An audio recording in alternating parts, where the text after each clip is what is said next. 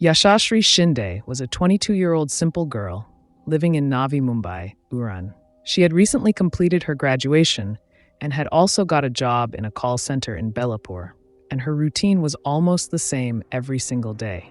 It used to be that in the morning she used to go to the job by train and used to work there, and in the evening she used to return home.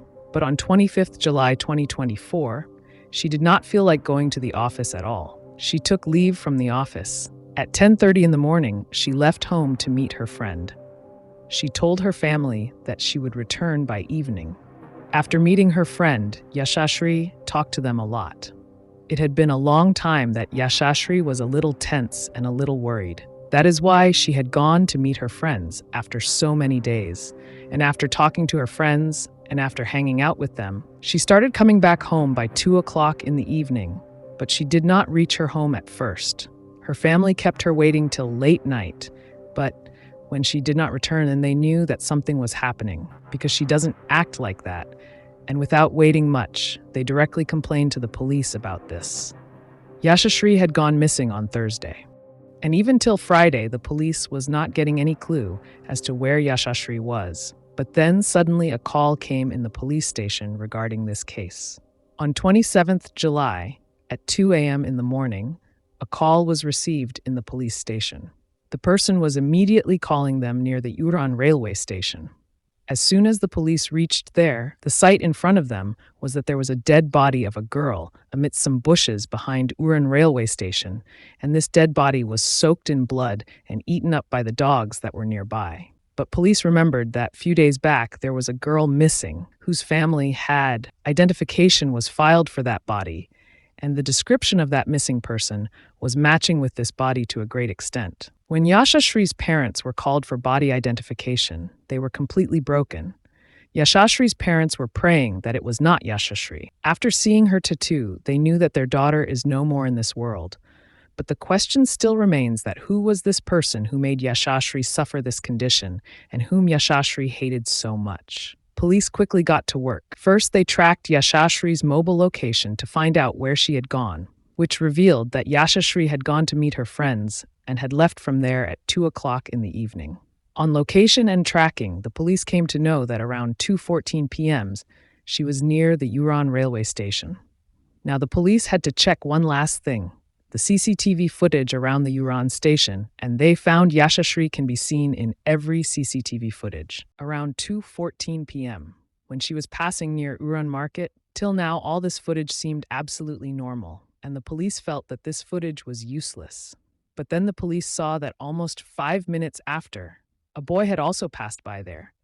But was this boy their suspect?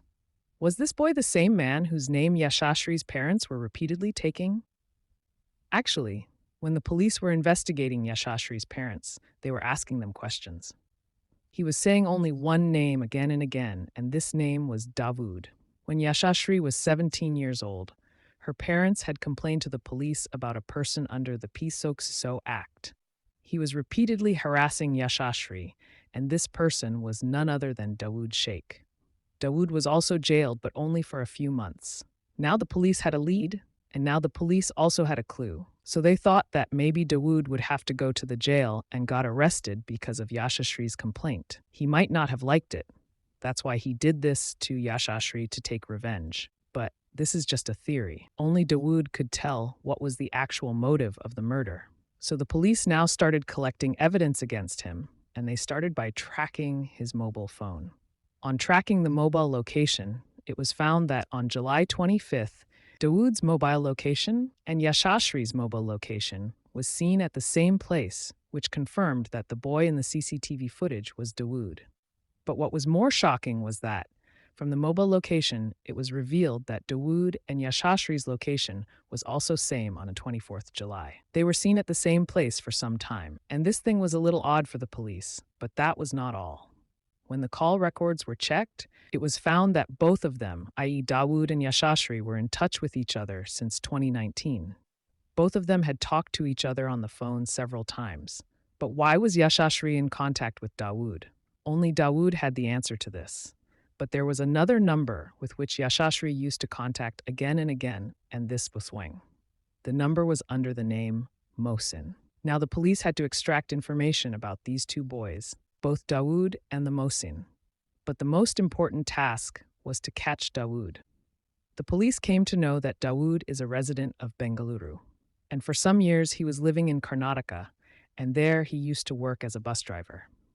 The police were trying very hard to find Dawood, but after the murder, since the day of the murder, he switched off his phone and stayed at one place.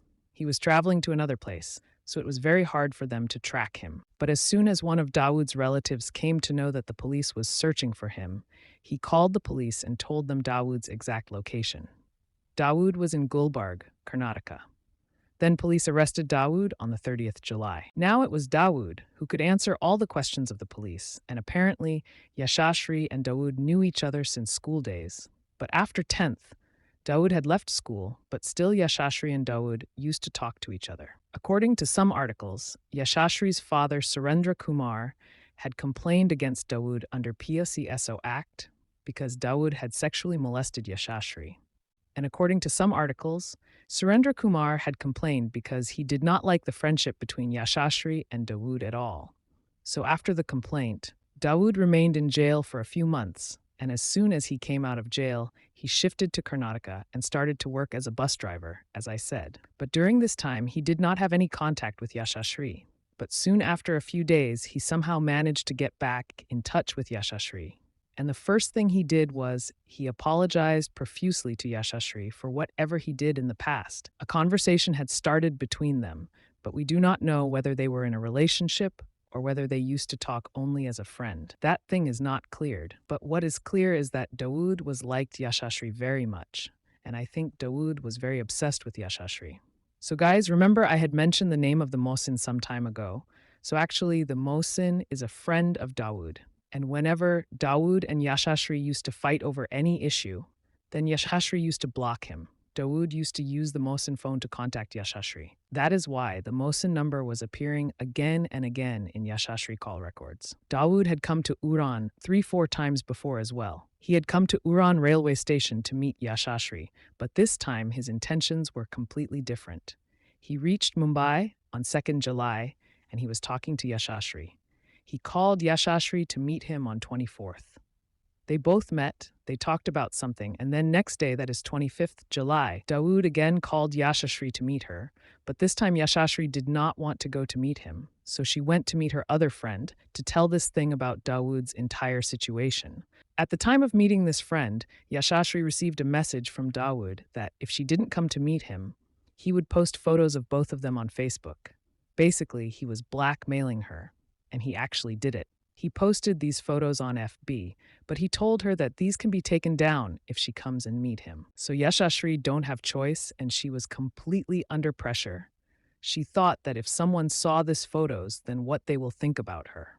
Her friend also tried to convince her not to go to meet Dawood, but Yashashree told him that this time I will meet Dawood and sort out everything by just talking.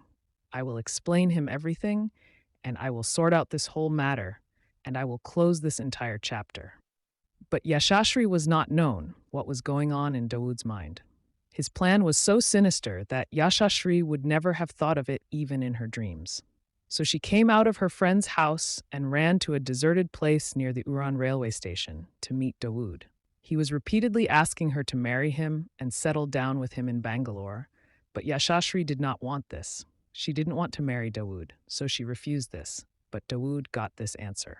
When he could not convince Yashashree to marry him, Dawood took out a knife and started attacking Yashashree one by one. He attacked Shri until he lost his life, and after doing all this, he ran away from there. First, he took a local train from Navi Mumbai to Panvel. Then in Panvel, he withdrew money from the ATM, and from there he boarded a bus and went to Karnataka.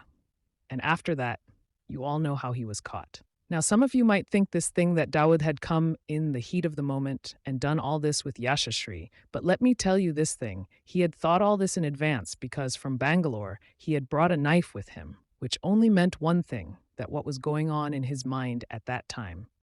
To Yashashree Shinde's parents, they are completely broken. They lost their 22-year-old daughter in one stroke because one person couldn't face rejection. Now their only demand is that Dawood should be hanged and he should be tortured as much as his daughter was tortured. I will hope that Yashashree gets justice very, very soon, and may every soul rest in peace. But with that, Yashashree Shinde's case is on halt right here.